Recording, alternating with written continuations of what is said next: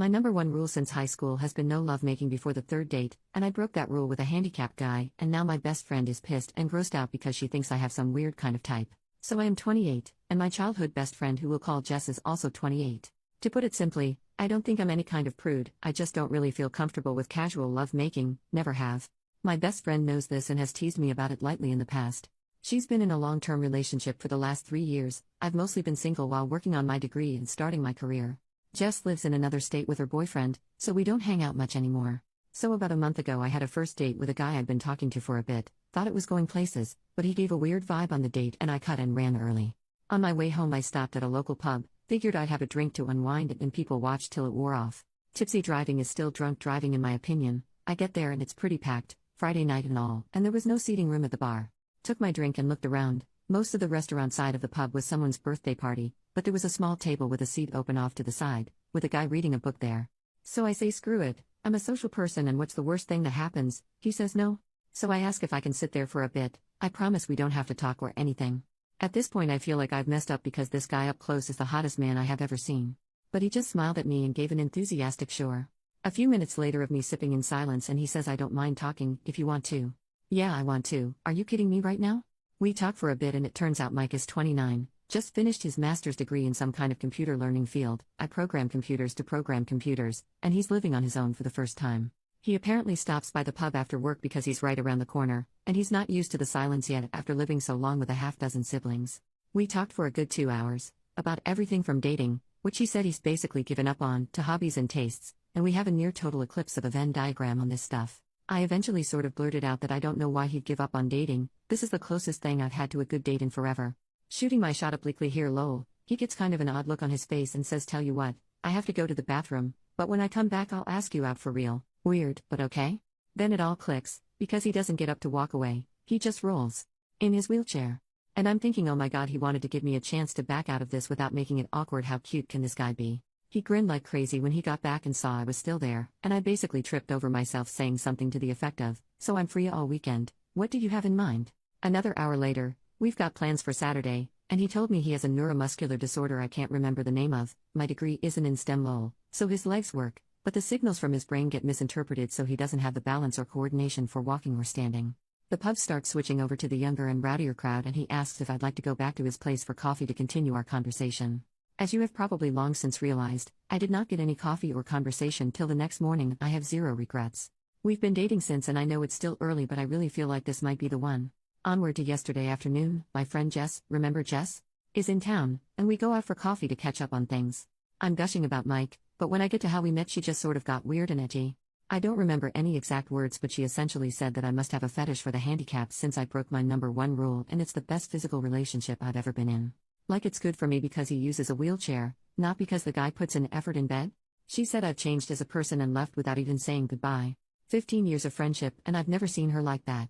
So here I am, asking the most objective people online, haha, if I'm a jerk or weird for being super attracted to a guy who uses a wheelchair and basically putting out immediately. Update 2 days later, my first ever update. Yay. So if you were hoping for some terrible drama, I hate to break it to you that I don't roll like that. No pun intended. So I do have an update on Jess and stuff finally makes perfect sense. And I have a slightly NSFW but funny story about Mike, because this guy is just the best, y'all.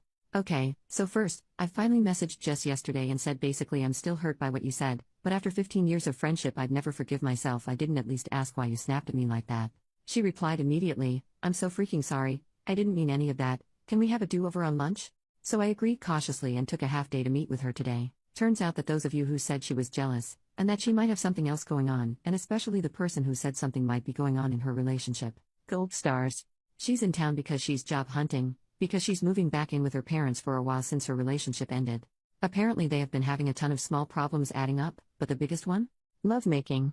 The guy she's been with was apparently never great but it's gotten to the point where he makes no effort at all for her to enjoy herself, and then gets pissed when she isn't in the mood.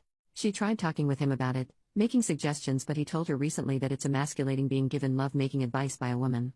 The straw that broke the metaphorical camel's back, however, was that her boyfriend has always had a thing for Asian women.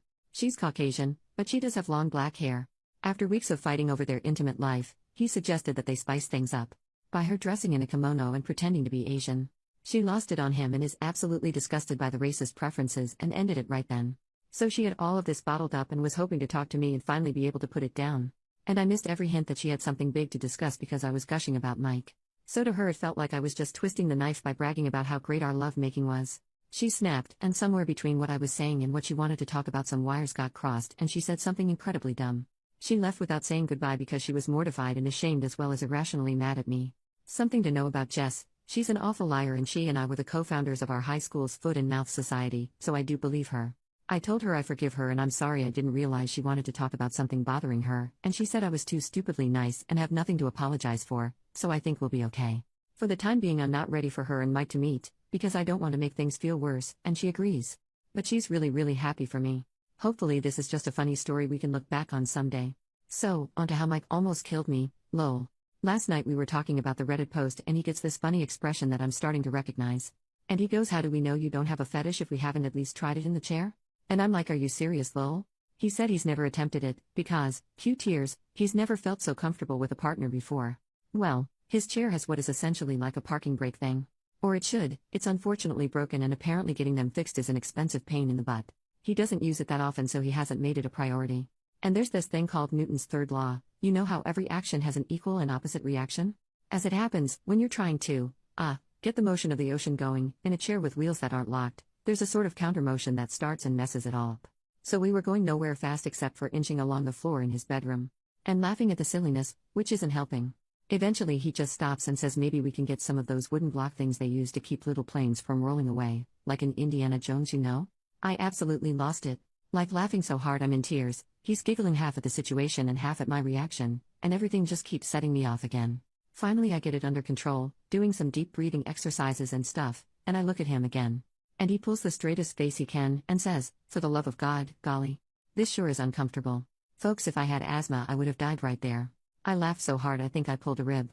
Like wheezing and not even laughing anymore so much as weeping and making this awful hey noise when I could catch my breath. While he's laughing and rubbing my back and saying he's sorry, he couldn't resist. So yeah, confirmed, no fetish here, and this magnificent bastard's comedic timing might actually kill me. I doubt I'll update again, because there's really nothing I can see needing to share given everything sort of worked out. And in the end, the real jerks were the friends we made along the way? I don't know. Thanks for all the lovely comments on my last post and for coming along with me on this absurd but brief drama in my life, lol. Update 2 weeks later. Hello again. Here's the I Met Mike's Family update. And it's a doozy, or at least felt like it at the time for a girl who grew up with a small, dysfunctional family. So first up, you know what people, at least me, don't think about when dating a guy who's always sitting? Height. I know he's taller than me because we cuddle a lot, and he's taller sitting on the couch, but I didn't really get it. So we drive up Friday night after work, actually south and west, lol, but to my brain it's always up, in his vehicle, which is modified to be driven entirely using his hands. Neat, right? He's a really good driver too. One more green flag. We get to the house, and it's huge, you guys, lol, like not a mansion, just kind of a sprawling one-floor rancher. Real estate was wild back in the day. Anyway, we get out, and I meet his mom. I'd like to point out I am no slouch, I'm 5 feet friggin' 7. His mom is towering over me. But she was the nicest lady ever. We go inside and I meet his dad, who funny enough is apparently the only short one in this family, and his youngest sister, who is living there with his 1-year-old niece. She gets up to hug me and she is also really tall.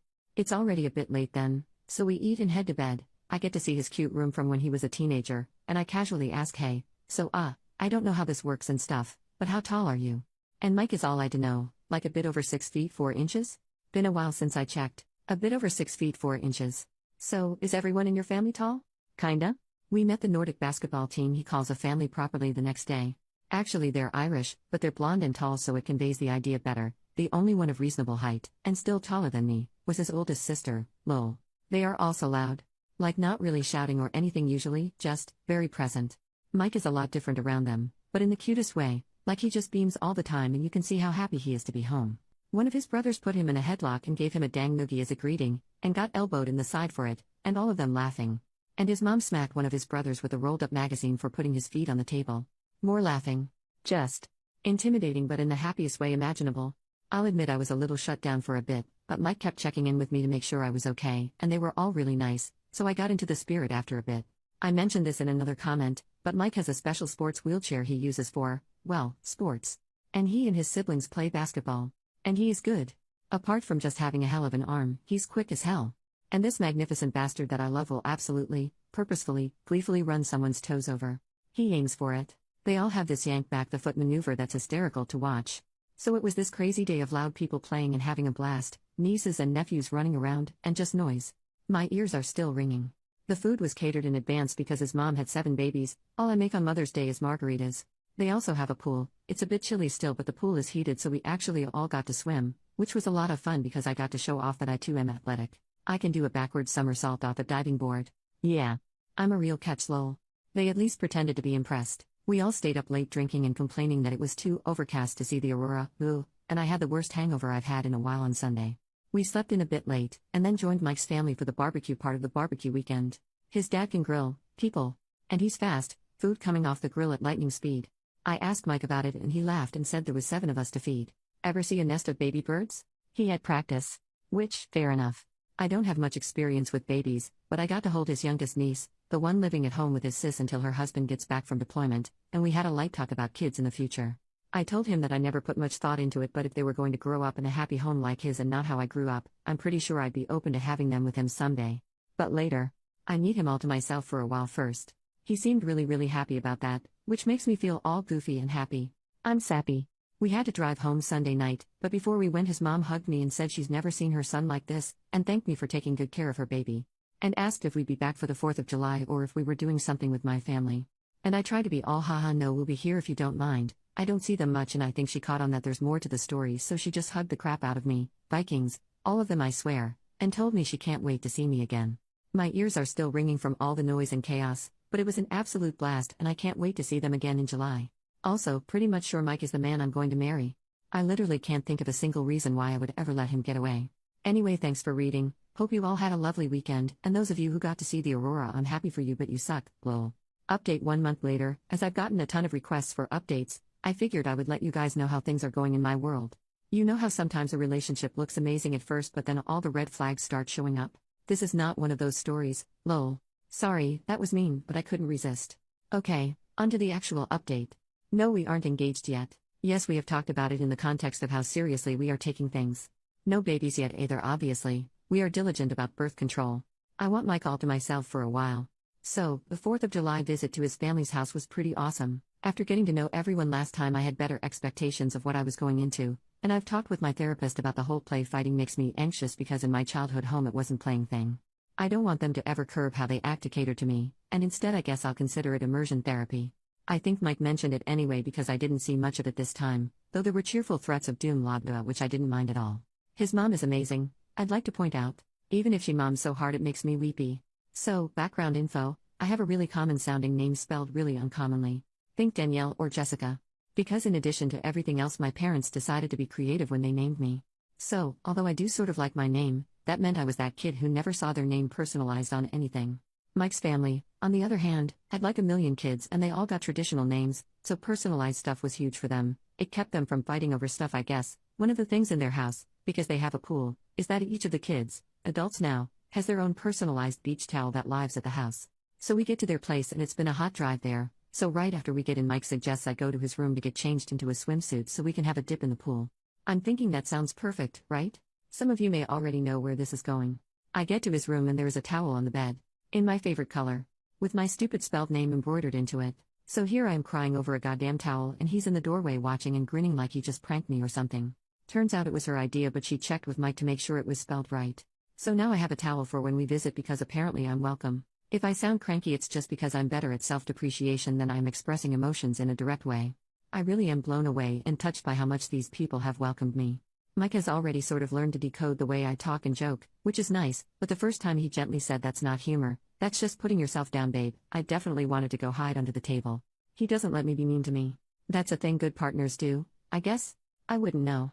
Again, yes I am in therapy, I am working on myself, it's not his responsibility to put me back together, it's just something he does naturally. I literally told him one night that I was sorry I'm kind of broken, and he snorted and said at least you can walk in the most disgusted voice ever and made me laugh. I digress. So the food was once again amazing, and I kept my promise to teach his mom how to make my cinnamon bun bread pudding, so I felt like I contributed.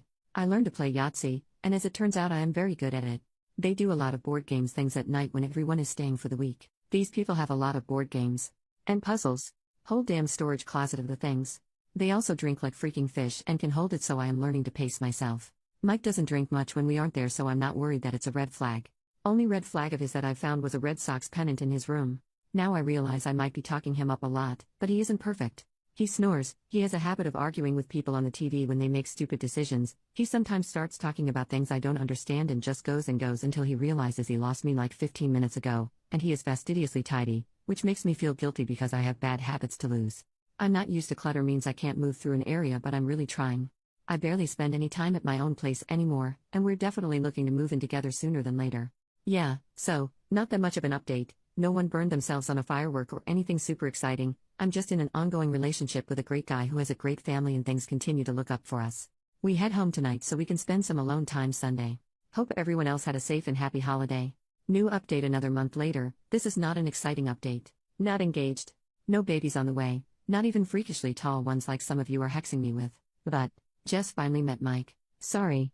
I'm not sorry. I feel compelled to open with a joke and I don't know why. Jess and I have this friend, who I will call Meg and not Tallulah despite both Jess and Mike thinking it would be hilarious. Meg was planning to have a birthday party, the Big 3-0, and she and Jess are close, and both presently single. They chose a local bar with outside seating, and Jess did a wait, let's check their accessibility because I have been nagging her for the last month. And lol and be fucking hold after calling the place, they didn't have a ramp for the balcony and outside seating area. As I have been told, Jess said nope, I am meeting Mike, and so they found another place that's a damn hike from everyone. But it has a great outside area with accessibility. And then we got the invite. Through Facebook because we are all basic, I guess? And Mike was stoked because they have this awesome beer selection. Then Meg told us that, no, I am not using Tallulah for the 15% of you going oh but that was such a better name, they chose it because Jess wanted Mike to feel welcome. So hats off to Jess for making the comeback impression of the century, I guess. The birthday was fun and silly, and everyone in my immediate friend group met Mike and loved him. Tons of laughter, everyone drank way too much, but fortunately we had enough heads up for a planned motel stay. Why yes, I do own a UV flashlight, why do you ask? So we and a bunch of other people didn't drive home. We actually had brunch in the bar the next day, it was absolutely awesome and I'm ruined for pancakes because fluffy. Once again, I digress. Jess and Mike hit it off and she told him literally every story I didn't want her to over brunch, and it all was great apart from the persistent hangover. I crashed at Mike's again. And then he asked what it would cost to break my lease, because he hates the mornings he wakes up and I'm not there. So the next upcoming week and a half or so is going to be insane while I pack up my whole dang life and shove half into a storage unit and the other half into his apartment, and then we'll be living together. I know it's too soon. He does too. We've decided we're idiots and just going for it. My landlord is a lady who is a bit on the older side and isn't charging me for breaking the lease as long as I leave the place ready for a new renter. So that's all for now. Thanks for following our journey.